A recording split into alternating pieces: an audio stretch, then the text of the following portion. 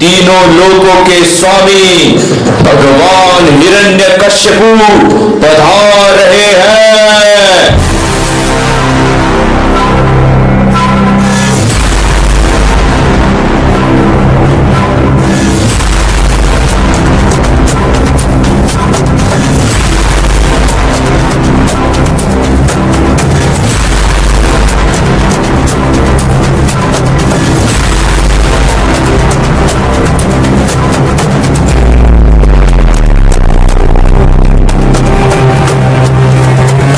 मैं हिरण्यकश्यपु, तीनों लोकों का अधिपति, जिसने अपने तपोबल से स्वयं ब्रह्मा को प्रसन्न किया, जिसके पश्चात मैंने एक ऐसा वरदान प्राप्त किया कि मुझे कोई न दिन में मार सकता है, न रात में, न घर के बाहर मार सकता है, न घर के अंदर, न आकाश में मार सकता है, न जमीन पर, न मनुष्य मार सकता है, न जानवर, न देवता, न राक्षस, न किन्नर, न गंधर्व, और न कोई शस्त्र से मार सकता है, न कोई अस्त्र से। अंततः वो समय आ गया है कि मैं अपने भ्राता के वध का प्रतिशोध लूंगा। सेनापति, जाओ, जाके जगह जगह हो रहे यज्ञों को नष्ट कर दो, साधुओं का वध कर दो और गौ हत्याएं करो।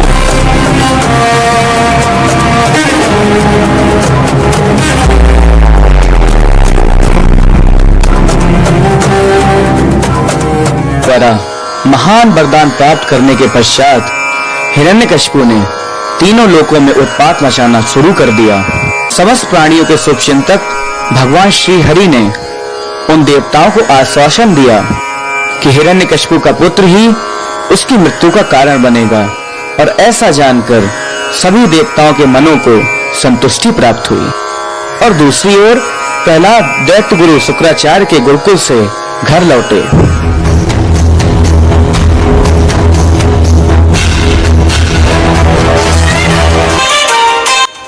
प्रणाम पिताश्री। तुम 5 वर्ष के हो गए हो। मुझे बताओ, तुमने क्या क्या सांसारिक विषय सीखे? क्या तुमने झूठ बोलना सीखा, धोखा देना सीखा, चोरी सीखा, शत्रुओं का नाश करना सीखा? मुझे अवश्य बताओ कि किन विषयों में तुम पारंगत हो गए। हे राक्षसों में श्रेष्ठ पिताश्री, इस ज्ञान को सुनिए। हमें भगवान से प्रेम करना चाहिए, उनके नामों का जप करना चाहिए और उनकी आज्ञा का पालन करना चाहिए। इससे हम अपने जीवन को उत्तम बना सकते हैं और कला से मुक्त हो सकते हैं। मैंने कभी नहीं सोचा था कि ऐसी घृणित बकवास मैं अपने बेटे के मुंह से सुनूंगा। शिक्षकों, मैंने तुम्हें अपना बेटा सौंपा है। उसकी शिक्षा का तुम्हें ध्यान रखना है कि वो भक्ति के सिद्धांतों के बकवास विषय के बारे में ना सुन सके। हे प्रिय महाराज, आप चिंता मत करिए, हम उसे ठीक कर देंगे। उसे दिन रात भौतिकवाद के बारे में सिखाएंगे और जब वो बेहतर चेतना में होगा तो मैं पुनः आपके पास उसको लेके आ जाऊंगा। हाँ अवश्य महाराज, आप बिल्कुल निश्चिंत रहिए।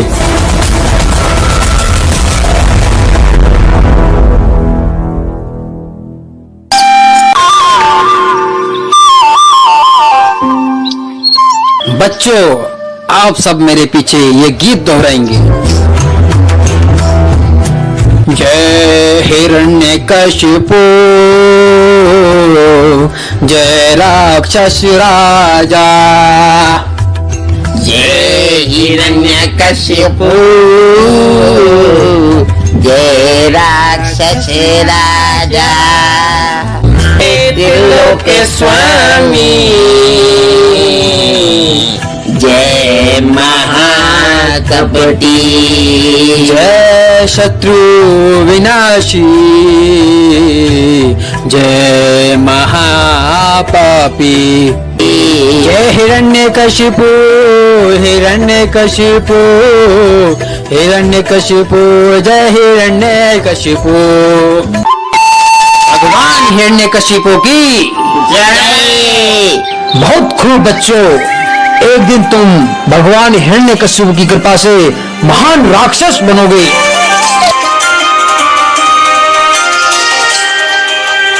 मेरे प्यारे नास्तिक मित्रों, मेरी बात सुनो। ये लोग गलत शिक्षा दे रहे हैं। कृपया स्वार्थी ना बने। अगर वास्तविक में खुश होना है तो मेरी बात सुनो, कृष्ण का नाम जपो और खेलने में अपना समय व्यर्थ मत करो। तो दोहराइए मेरे साथ, हरे कृष्णा कृष्णा कृष्णा हरे हरे, हरे राम राम राम हरे हरे। रुको, देखो पहले तो ये बच्चा अकेले ही भगवान का नाम लेता था, अब सबको भगवान का नाम बुलवा रहा है। चलो इसे महाराज के पास ले चलते हैं, अब वही इसका कुछ करेंगे।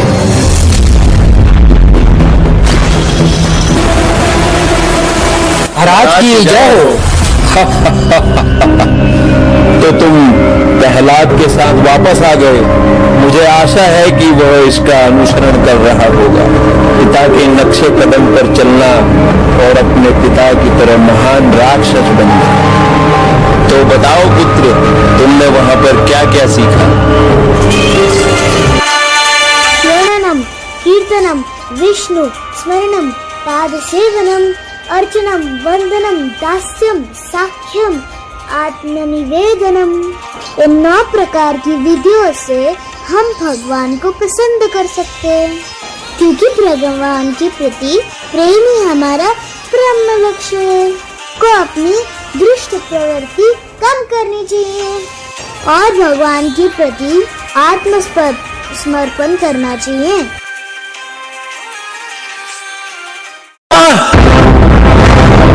तुम्हारी हिम्मत कैसे हुई मुझसे इस तरीके से बात करने की? अब तू मेरा पुत्र नहीं रहा, अब तू एक जहरीला सांप बन गया है। ये तूने कहां से सीखा? क्या इसके पीछे तेरे शिक्षक दोषी है? नहीं महाराज नहीं, ये तो हमने सिखाया ही नहीं। विष्णु मेरा शत्रु है और विष्णु के सभी अनुयायियों पर मैंने प्रतिबंध लगा रखा है, तो इसको ये ज्ञान कहां से मिला? हमने किसी भी भक्त को प्रहलाद से बात करने की अनुमति नहीं दी महाराज। हमने विशेष रूप से उसकी रक्षा की और उसे साधु लोगों से भी दूर रखा।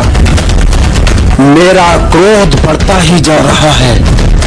मैं अपने दुश्मन विष्णु की योजना सफल नहीं होने दूंगा।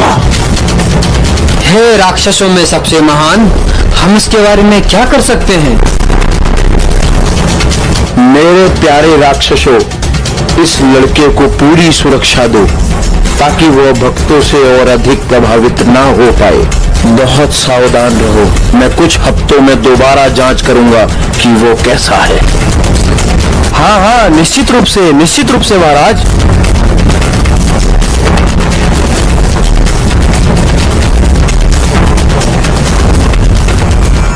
तो इस प्रकार हिरण्यकशिपु के आदेशानुसार संड व अमर्क ने पुनः प्रहलाद को भौतिकतावाद सिखाने का अथक प्रयास किया, और जब उनको लगा कि प्रहलाद इसमें पूर्ण रूप से प्रशिक्षित हो गया, तो वे प्रहलाद को हिरण्यकशिपु के सामने पेश करते हैं।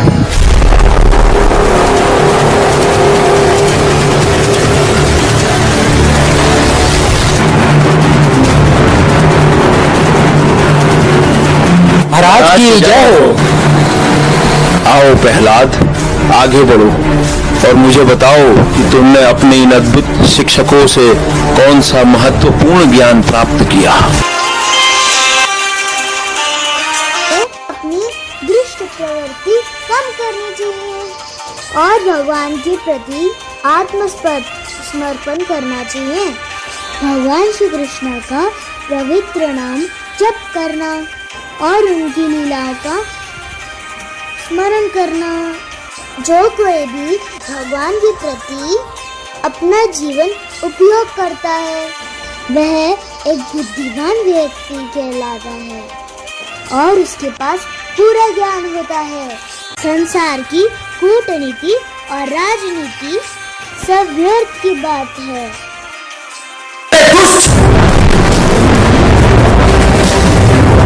तू हमारे कुल का अभिशाप है। ये बकवास हमारे योग्य शिक्षक तुम ही सिखा सकते। बता, तूने ये कहां से सीखा है? अगर मैं आपको बताता हूँ तब भी आप विश्वास नहीं करोगे। आप नहीं समझ पाएंगे पिताश्री। महाराज, चंदन के पेड़ को काटने के लिए कुल्हाड़ी की जरूरत होती है, और ऐसे कुल्हाड़ी के हत्थे के लिए कांटेदार पेड़ की लकड़ी बहुत उपयुक्त होती है। विष्णु राक्षसों के परिवार रूपी जंगल को काटने के लिए कुल्हाड़ी है, और ये प्रहलाद उस कुल्हाड़ी का हत्था है। इसे मार डालो, इसको अवश्य ही मार डालो। जितनी जल्दी हो सके इसको मार डालो। ये मेरे शत्रु का भक्त है।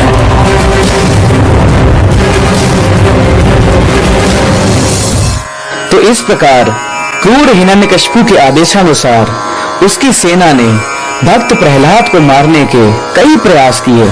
राखे कृष्ण मारे कृष्ण राखे के, और अंततोगत्वा भक्त राज प्रहलाद को मारने में बुरी तरह असफल होने पर सैनिकों ने प्रहलाद को हिरण्यकशिपु के समक्ष पेश कर दिया।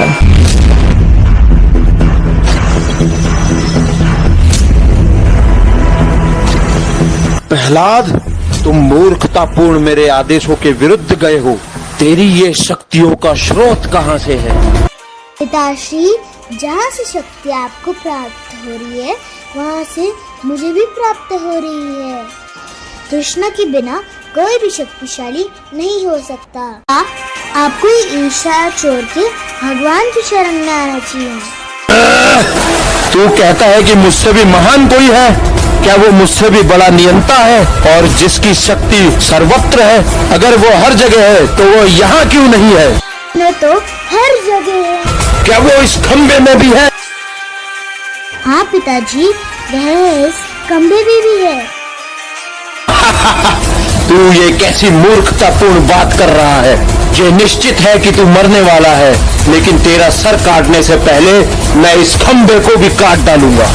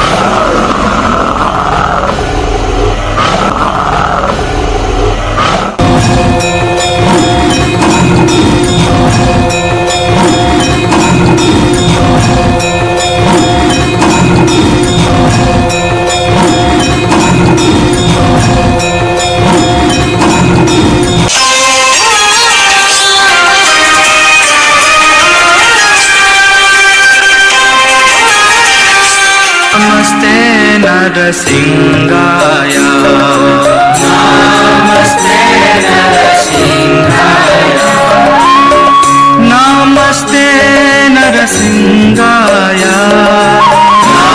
नमस्ते नरसिंहाय प्रह्लादलाददायिने प्रह्लादलाददायिने हिरण्यकाशिपूर्वक्षः हिरण्यकाशिपूर्वक्षः